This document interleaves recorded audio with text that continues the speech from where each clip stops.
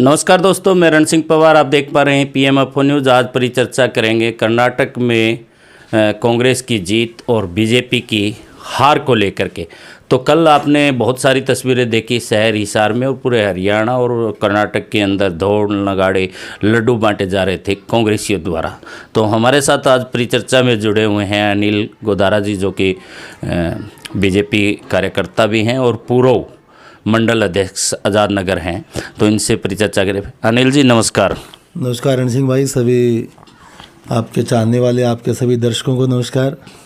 तो कैसा महसूस कर रहे हैं कि भाई कांग्रेस ने तो अपनी खुशी जाहिर कर दी है कि भाई कांग्रेस की भारी बहुमत से जीत हुई है कर्नाटक में। तो इसको किस तरह से देखते हैं कि कर्नाटक में आखिर बीजेपी की हार हुई? तो इसके पीछे कारण क्या मानते हैं? देखिए, जिन कांग्रेस के कार्यकर्ताओं की खुशी का सवाल है ना, तो निश्चित तौर पर उनकी पार्टी जीतती तो उनको खुश होने का अधिकार है। लेकिन ये खुशी थोड़े समय की है भाई रण सिंह। आगे आने वाले चुनाव, जो लोकसभा चुनाव है, राजस्थान के चुनाव हैं, एमपी के चुनाव है, तो वो खुशी जो है ना, वो भारतीय जनता पार्टी के कार्यकर्ता मनाएंगे। और नुकसान हुआ है, कहीं ना कहीं दर्द भी है क्योंकि कार्यकर्ता मेहनत करता है और उसके बाद अगर बात जो है पार्टी की विजय तक नहीं पहुंचती तो कार्यकर्ता के नाते तो दर्द होता है। लेकिन क्योंकि कर्नाटक का ऐसा है कि हर प्रदेश का अपना एक लोकल एजेंडे होते हैं, लोकल मुद्दे होते हैं, लोकल इनकम्बेंसी वहाँ सरकार भी थी तो उसके प्रति भी नाराज़गी हो सकती है। और बाकी नरेंद्र मोदी जी के प्रति तो किस देश में किसी भी देशवासी की कोई नाराज़गी नहीं है। तो कल कांग्रेसी खुशी जाहिर करते हुए ये आरोप भी लगा रहे कि वहाँ 40% जो भ्रष्टाचार है, भ्रष्टाचार को ख़त्म करने के लिए लोगों ने अपना रोष निकाला है। देखिए, जहाँ भ्रष्टाचार का बात कांग्रेस पार्टी करती है तो वो उनके मुंह से शोभा नहीं देती, क्योंकि वो भ्रष्टाचार के जनक हैं। हाँ, रही बात, इसमें कोई दो राय नहीं कि हार हुई और कार्यकर्ताओं के प्रति, हमारे वहाँ के जो कार्यकर्ता हैं उनके प्रति दर्द भी है। लेकिन हाँ, ये सीखने की भी बात है कि अगर जहाँ कमियाँ रही हैं तो हमें जो हमारी लीडरशिप है उसको सीखना भी पड़ेगा, देखना भी पड़ेगा। अभी आपने कहा कि खुशी ये थोड़े दिन की है, अब आगे के चुनाव जो है वो बीजेपी जीत करके आए। जहाँ की कांग्रेसियों के अंदर उत्साह नज़र आ रहा है कि एक चुनाव हमने दो जीत लिए है, हिमाचल का चुनाव जीत लिया है, कर्नाटक का चुनाव जीत लिया, और अब जितने चुनाव आएंगे उनमें जो है हमारे हौसले बुलंद है और उसमें भी कांग्रेस विजयी होगी। चलो, उनके मुँह से तो यही शोभा देती है, वो यही कहेंगे। लेकिन कम से कम उन्होंने ये तो माना कि जहाँ यूपी का चुनाव बैलेट पेपर पर हुआ और सभी के सभी मेयर भारतीय जनता पार्टी के बने, और जहाँ ईवीएम का चुनाव हुआ कर्नाटक में, तो इस बार कम से कम उन्होंने ईवीएम और जो हमारे चुनाव आयोग उसको तो दोषी नहीं ठहराया। हाँ ठीक है, उनकी थोड़े दिनों की खुशी है और हो हाली होगी। अब तो नेक्स्ट भारतीय जनता पार्टी का कार्यकर्ता तो 365 दिन भाई रण सिंह चुनावी मोड में रहता है। कुछ हो सकता है, कहीं ना कहीं कारण रहे हो, हार हुई है, इसमें कोई दो राय नहीं। अनिल जी, अभी आपने कहा कि भारतीय जनता पार्टी चुनावी मोड में 365 दिन पूरा साल रहती है, और कल भी जो हिसार के अंदर बहुत बड़ा सेमिनार आपका जिला कार्यालय के अंदर चल रहा था बीजेपी का, फोटोज और प्रेस नोट हमारे पास में भी आए थे। तो क्या जनता के काम करने के लिए कब समय मिलेगा बीजेपी को, जो कि आप भी बीजेपी के कार्यकर्ता हैं? और जो रोड गंगवा कैमरी रोड की बात करें तो आपने भी कई बार लिखा है। हाँ, देखो पार्टी के कार्यकर्ता का काम कल तो क्योंकि हमने जो संगठन के निर्देशानुसार विस्तारकों की एक टीम हर शक्ति केंद्र पर और बूथ स्तर पर पन्ना प्रमुख तक से संपर्क करने के लिए कार्यकर्ताओं की टीम एक हमारे संगठन महामंत्री रविंद्र जी के नेतृत्व में हमने उतारी है। और रही बात जनता के कामों की, तो देखो, सरकार का काम होता है जनता के लिए नीतियाँ बनाना, एक अच्छा वातावरण देना जिस वातावरण में जनता को सुविधाएं मिले, अच्छा महसूस हो कि हमारे लिए सरकार जो है, हम अच्छा जीवन जी रहे हैं। अगर हम कैमरी गंगवा रोड की एक पर्टिकुलर बात करें तो ठीक है, इसमें मैं निजी तौर पर नाराज़ हूँ। जो भी हमारे जो अधिकारी हैं इसके PWD एंड BNR विभाग के, और मैं नाराज़ भी हूँ और मेरे को गुस्सा भी है। जब भी मेरे को मौका लगेगा, जहाँ भी लगेगा, मैं इस बात को रखूँगा भी और रखी भी है। तो क्या इस तरह से, जिस तरह से नाराज़गी होती है सरकार से, तो विपक्ष तो धरने पे बैठ जाता है, तो क्या मूड बना रहे हैं आप? धरने पे बैठेंगे क्या सरकार के खिलाफ, बीजेपी के खिलाफ, जो कि आप बीजेपी के कार्यकर्ता हैं, ऐसा ही मन बना रहे हैं क्या आप?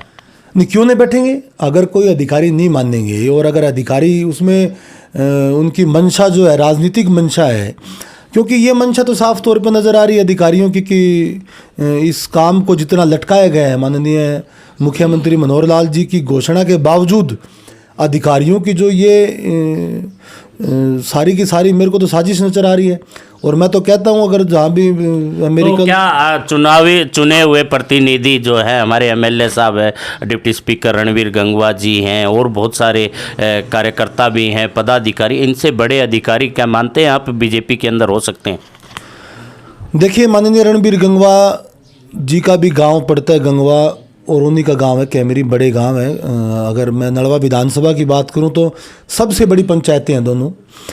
उनका भी प्रयास हुआ है कहीं ना कहीं, कोई ना कोई किसी अधिकारी की जिसकी भी ये जिसने जानबूझ के ऐसा किया है, उसका माननीय रणवीर गंगवा जी भी सोच रहे होंगे कुछ ना कुछ तो करना ही पड़ेगा। क्या सोचेंगे? कैमरी गांव में आए थे रणवीर गंगवा जी, एक जनसभा छोटी सी की थी और कोई उद्घाटन किया था एक गली का, तो उसके बाद में जब उन्होंने, मैंने खुद सुना है कि भाई वो अधिकारियों से बात कर रहे हैं और अधिकारी बुलाए गए थे, तो कि अधिकारी भी यहाँ पे नहीं पहुँचे थे रणवीर गंगवा के प्रोग्राम में, जो कि आना कहा गया कि डीसी साहब ने आपको बोला था।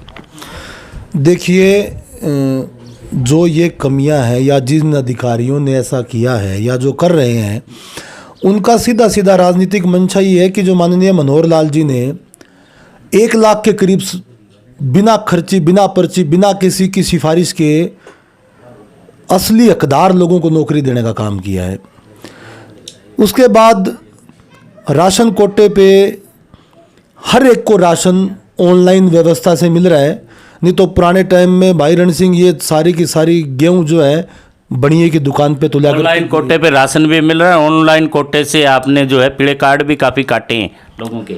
देखिए, आप किसी भी गांव का कहीं का डाटा उठा के देख लीजिए, पीले कार्ड कटा होगा 100 में से 1 और बने हैं 100 के 130, मतलब ज़्यादा तो नहीं मैं कह सकता, लेकिन 40 से 50%। पूरे हरियाणा में लाखों की तादाद हैं जिनके पीले कार्ड कटे और पेंशन कटी है।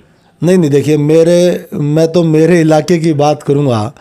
मेरे को कोई एक शख्स ऐसा नहीं मिला कि मैं हकदार था और मेरा पीला कार्ड कट गया। जिसका 1000 में से 1 किसी का गलत कटा है, उसकी ग्रीवेंस की हम बाकायदा एप्लीकेशन ऑनलाइन भी ले रहे हैं।